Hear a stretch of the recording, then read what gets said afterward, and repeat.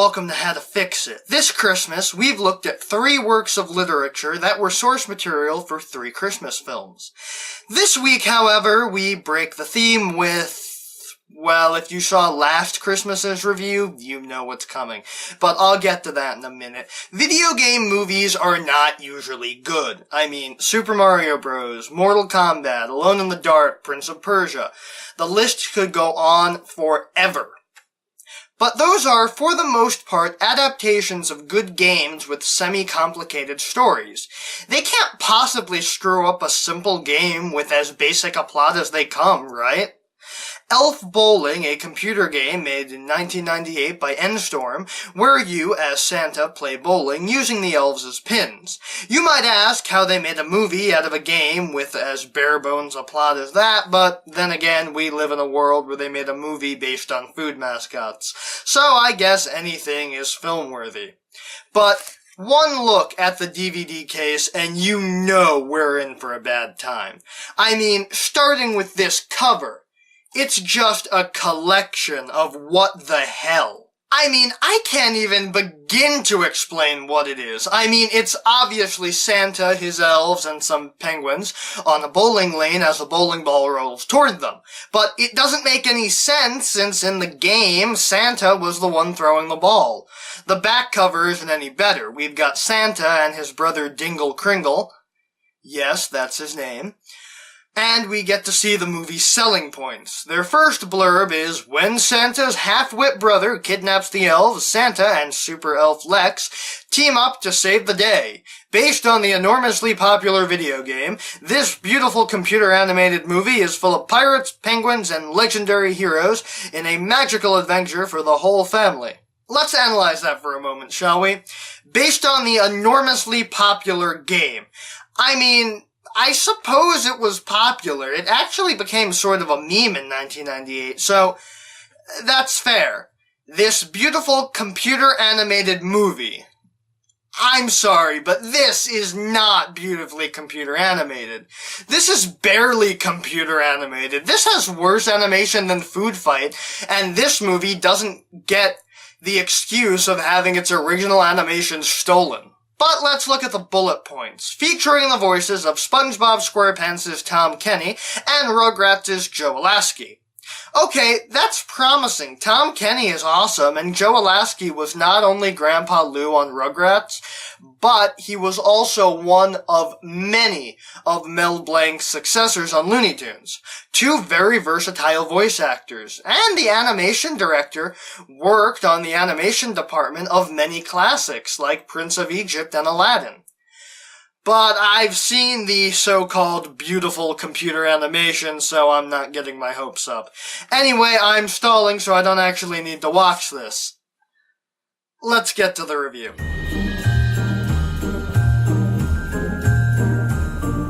So I'm trying to get this back-to-basic summary and not complicated summary, but we've got to start somewhere. This movie starts on a pirate ship. Because pirates are Christmassy, right? In fact, the captain of the ship is Santa Claus himself, whose full name is Santa Maria Clausewitz Kringle. Because of course it is. The pirates steal toys, and Santa sends some toys to an orphanage as penance for what he and Dingle have done over the years. He torments his crew with bowling and has Dingle fix the scores in his favor, but when the crew finds out, they toss the 2 brothers overboard and they get frozen in blocks of ice, a la Captain America and Bucky. Not gonna lie, Tom Kenny as the Winter Soldier might actually be awesome. After an indeterminate amount of time, the brothers wash up at the North Pole, being found by Lex, an elf with a ball that gives him magical powers. Truth be told, he doesn't want to be an elf. He wants to be a magician. He and his elf friends find the 2 and thaw them out, noticing that Santa resembles a mythical figure, Whitebeard, who is prophesied to lead the elves. Santa takes them up on their offer, leaving out their pirate pasts, and they're taken into the factory where the elves make toys. After an incident where Santa and Dingle drop Lex's magic ball, he introduces the elves to elf bowling, which the elves are in favor of since their prophesized hero likes it. Santa plans to use the elves to have Lex make them a ship so they can rain revenge on their former crew, but then Lex gets the idea to bring the toys to children of the world on one day a year, and thus Christmas is born. Centuries later, Santa has been doing Christmas and working with the elves honestly, while Dingle has reverted back to his old ways. Oh yeah, the elves made Santa and Dingle immortal too. Mrs. Claus is sick of him mooching and demands that Santa kick him to the curb, and that leads to Dingle plotting with his streetwise penguin friends to cheat Santa in bowling. Santa accepts to play against Dingle, and the winner takes Christmas. Dingle cheats by replacing two of the elves with penguins, and Dingle ends up winning. However, because Dingle's penguins are idiots, the deception is uncovered, and Santa ends up the winner.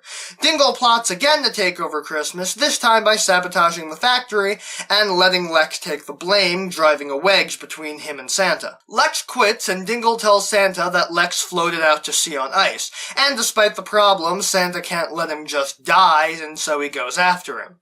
But it's a trap and Santa ends up trapped on ice instead. Dingle continues sabotaging the factory and ends up destroying it. The factory falls apart and Dingle leaves a note, supposedly from Santa, that says that he hates the elves and Lex cancels their partnership, allowing Dingle to usurp control and convince the elves to go on strike and make a new factory in Fiji. They'll build it right next to Lister's farm with his sheep, cows, and horses. They set course for Fiji and Dingle tries to get laid on the plane ride there. No, seriously. Of course, the only woman who would be interested in a scoundrel like him is a manipulative harpy, so a match made in heaven? They take over Fiji and everyone enjoys themselves, well, aside from Santa, 'cause he's still frozen in ice. Mrs. Claus finds him and thaws him out with the power of love, and I don't mean the Huey Lewis song, and Santa is sad because everything is terrible. Lex hates him and the workshop is gone. But Mrs. Claus gets his spirit back up and they go off to save Christmas. Dingle tricks the elves into working in sweatshop conditions after hypnotizing them, save for Lex, and Santa gets to Fiji, but Dingle steals Lex's magic ball and uses it to imprison Santa. Lex rushes to save Santa and they get to work to stop Dingle, with only 35 minutes left before Christmas. Santa and Lex find all the elves hypnotized to follow Dingle, and they reverse it, using a reverse lever on the hypnosis machine. Why do we even have that lever? The elves snap out of it, and they rally the troops, ready to kick Dingle in his roasted chestnuts, but Dingle has the magic ball, so he sorta wins. Santa hitches a ride on the sleigh as Dingle flies away, and then Mrs. Claus and Dingle's girlfriend get into a catfight because... Not even Mrs. Claus knows why they're fighting. That is a problem! Mrs. Claus wins the fight by giving her strudel, and Lex remotely activates the ball so that he could knock Dingle out of the sleigh, so that Santa is holding them both up, meaning that Dingle can't hurt Santa, because if he does, they both fall to their deaths. Because of that, Dingle wants to propose another bowling match and Santa accepts. Dingle gets another strike because his penguins cheat, and when they swap out Santa's ball with a bomb, it explodes and doesn't knock down a single pin. Dingle is declared the winner again, but they go to the instant replay and see Dingle's cheating in action, and so Santa ends up the winner. Dingle and his penguins blast off like Team Rocket, and the day, along with Christmas, is saved. The movie ends with Santa flying off in his sleigh with Lex, and they swing by the North Pole so that Lex can use his ball to bring the North Pole back to the way it was before the workshop exploded.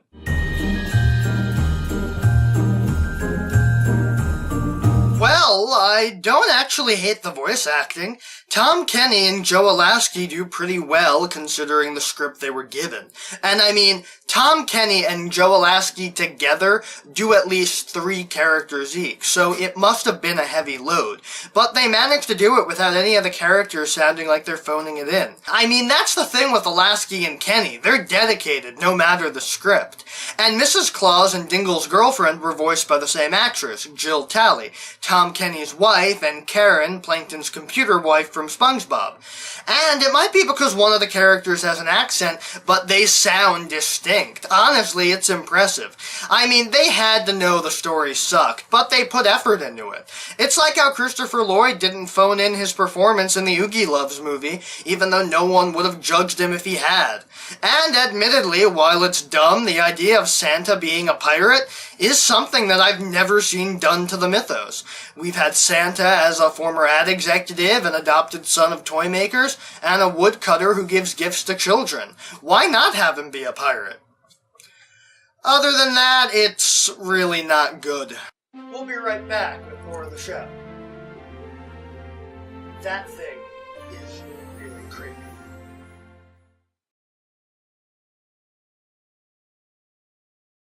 And we're back. Where the hell did that thing go?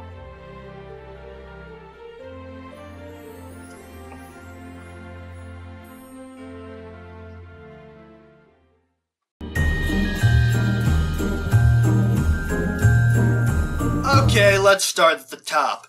The animation sucks. I know animation is hard and expensive, but I've seen Game Grumps animateds that look better than this. It's like a really weird sort of bad as well. Like Santa and Dingle don't look all that bad, but the elves are horrifying. I mean, look at their faces. It's like that one scene in Final Fantasy X-2, but dialed up to 11. And the penguins are even worse. They just always look fake, like they were from another movie with different animation, and were just dropped into this movie. The worst parts are the songs. Oh yeah, there are songs. I didn't mention them because they're so random and out of place that I couldn't figure out how to place them in the summary. They suck, like, really bad. The animation somehow looks worse during them, and while the singing isn't all that bad, I just don't get it. Why is it a musical? Not every Christmas movie has to be a musical. Plus, they're all at the weirdest moments. It's not like, say, Santa Claus is Coming to Town or A Year Without a Santa Claus, where the songs were weaved into the story. Like, the first one comes at the start with the pirates singing, but I figured that was just a sea shanty to show that they were pirates. And then the next one is at 19 minutes in, where Rapple, the rapping elf, sings about how the elves have to be happy so their magic will work. He had to sing that? Like he couldn't just say it? Then, later on, Dingle gets a number to sing about how he loves mutinies, which he sings with his penguin flunkies, and then another one about Fiji, which isn't really a song, it's more of just a collection of elf-related puns. It's like, aside from the sea shanty, they're all just random musical numbers. I just don't get them because they basically explain things that could have been explained with a single line of dialogue, or even a visual gag, so they feel pointless. After that, we have the issues with the story. The movie is elf bowling, and bowling only makes up about a quarter of the movie. The rest is just Dingle being an asshole or elf shenanigans. I wouldn't mind as much, but it's called Elf Bowling and based on a video game about elf bowling. I mean, why wouldn't it be a movie about Santa having to train a ragtag team of elves to take down Dingle's superior bowling team or something? And speaking of Dingle, why do they keep trusting him?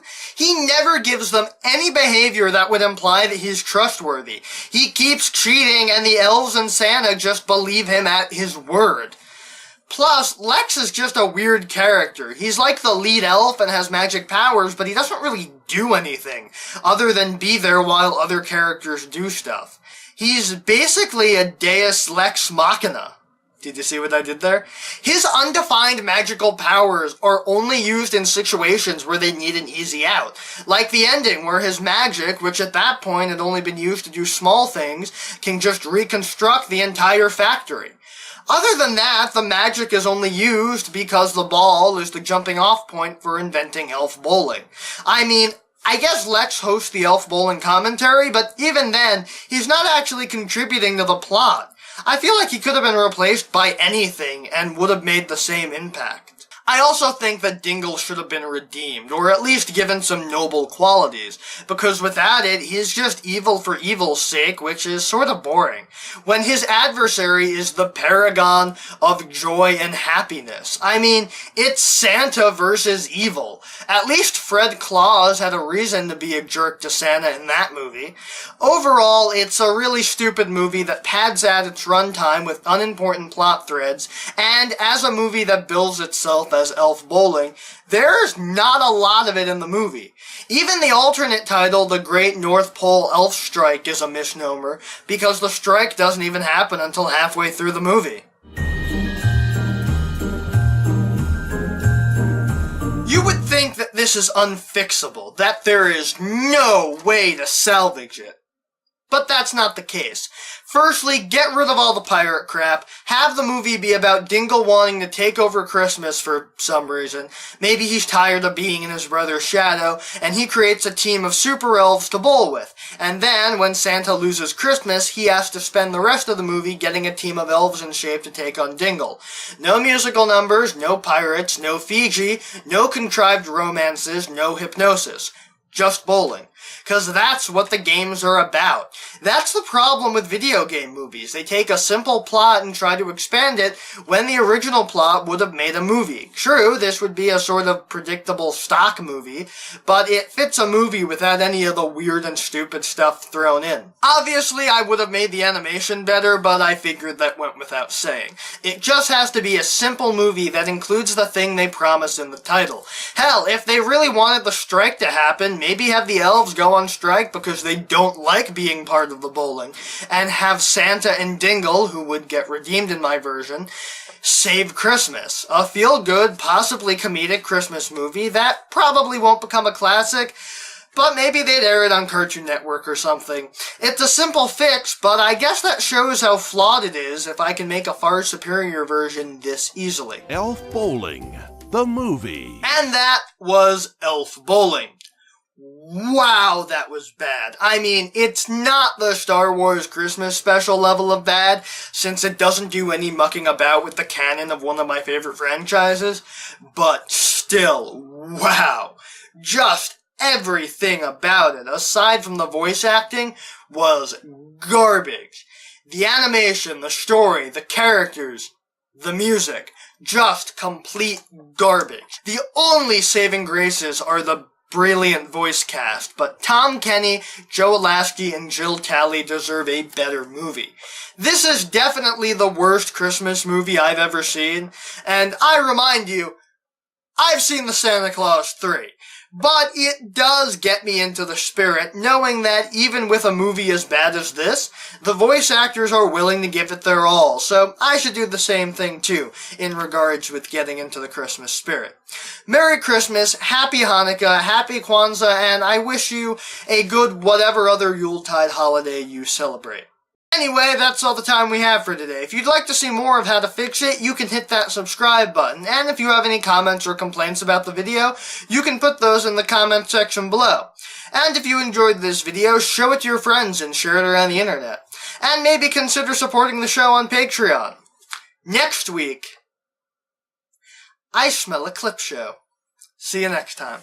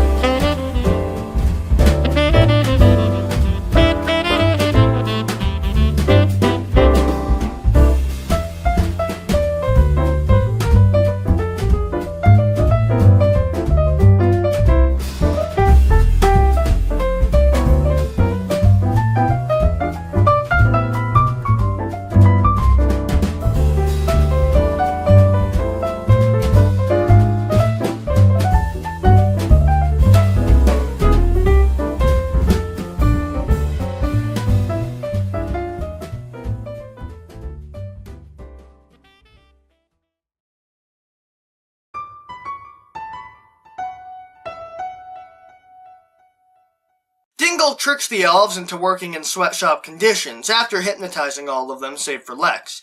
Santa gets back... Ugh.